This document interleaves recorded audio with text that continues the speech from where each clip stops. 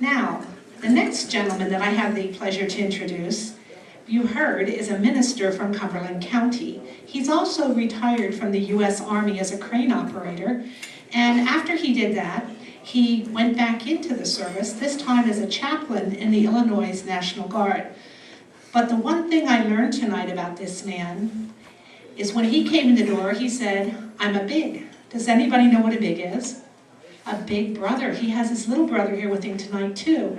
So I hope that I'll let him do the introductions, but I think that shows a lot about his character. Max, would you please come and give us your talk? His name is Max Myers.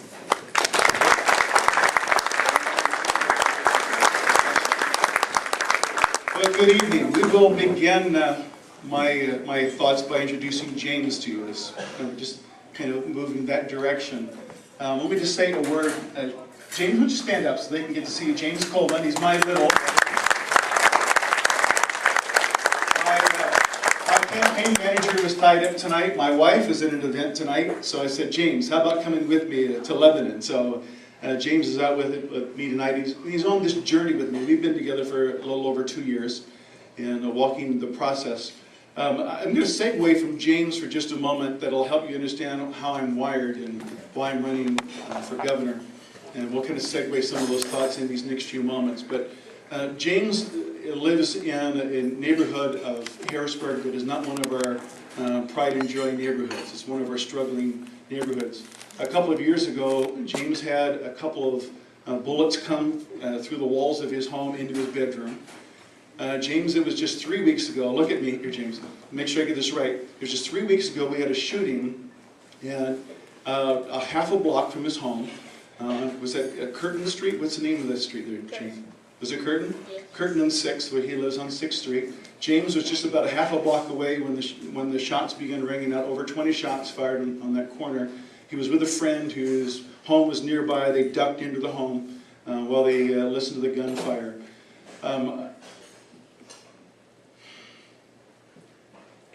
Somebody's got to do something about this. Somebody has to begin doing something about our neighborhoods, what's going on in our neighborhoods, what's going on with our people in Pennsylvania.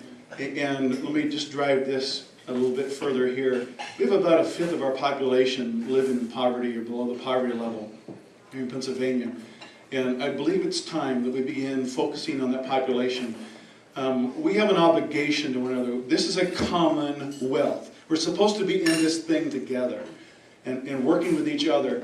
I know during the presidential election we kept hearing about activating the middle class. I have a personal conviction that as we really want to activate the middle class, we need to start dealing with issues of poverty. We began helping those that are in poverty move out of poverty. You're going to watch the middle class take off.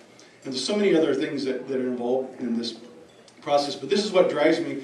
A little bit of history here. Some would ask, often I get the question asked, what in the world are you doing running for governor? Moving from ministry into politics? And it really is an unusual thing. Obviously, I don't know what the history is with it, probably other than William Penn, who was a Quaker minister and was the first governor, of course, founder of our Commonwealth. I know of any others that have ever done this. But when it comes to leadership experience, I believe it's time for us to have a leader that understands the lives of people. Yesterday, I own property in Harrisburg. I've been investing myself and my wife and I into buying blighted properties and helping families. We mentor families and we put into our properties. And one of our tenants had a 32-year-old daughter pass away of cancer in the apartment they rent from us, and I spent time with our family there yesterday. It's one of these kind of things. Here's an opportunity for you to have a governor that understands real life and connects with real life. Do any of you like to do mazes? Do you understand a maze? You have a starting spot, an ending spot, and you try to find your way through to the other side. As a kid, I loved to do mazes. Let me paint a picture for you. You should think of a maze on a piece of paper, something in a kid's book, whatever the case may be. What we've got in Pennsylvania with a number of our issues is you have a starting spot. Let's use public schools as an example, where we're here at the starting spot, what we want to be over here with our public schools. I use the phrase world-class public school education. I believe we Pennsylvanians can have world-class public school education for all of our students. That I believe it's possible. Now here's the key. Whenever you start going through the process of trying to develop something, what we tend to find is that no matter what route you take, there's a roadblock. Somebody's tried something here that hasn't worked, there's a law here, there's a principle, something here, there's something there, and you run into that roadblock and then begin saying, well, I guess we can't do that, I guess we can't accomplish that.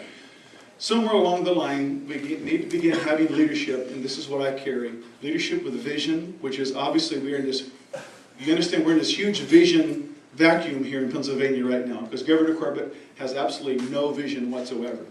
But when we begin establishing vision for what Pennsylvania can be, vision for having world-class public schools, demanding that it happen for all of our students, then when we really want that for our schools and for our population, then we begin running into the walls, and the walls will come down, because if you want it bad enough, you're going to find a way to get through that wall. It's going to happen. But how does that happen? It happens through leadership. Not legislation, it happens through leadership. Legislation follows the leadership. So my passion is dealing with these particular issues: public schools, poverty, now jobs in manufacturing. If we're going to get people out of poverty, we have to get them jobs. And manufacturing is one of those arenas. So under my leadership as governor of Pennsylvania, we not only will contend to bring manufacturing back and establish it, but put in incentives for establishment of new small businesses, get small businesses started, and make investments into the businesses that want to grow. Now finally, what I bring to the table, well, let me put it this way. In fact, I had some dialogue with some of you earlier in the evening. One of the things that I run into from time to time is people will say to me, well, you seem like just a nice guy. You know, that being in the Capitol, that's just a really tough place, and there's snakes in the grass, you know. And how do you think that you could survive being governor in an environment that's as toxic as what happens under the dome? And my simple response simply is this. It's to say to that individual that is wondering, how would a nice guy function in that particular environment, or how would someone that has character function in that environment? I say, well then, really understand what you're saying by asking me the question. You're saying then we need to have a governor that's a snake in the grass in order to relate to the other snakes in the grass there. Is that really what you want, or do you want someone in leadership that really understands the people, that has character, that really wants to see the Commonwealth move forward and will represent the people along the way?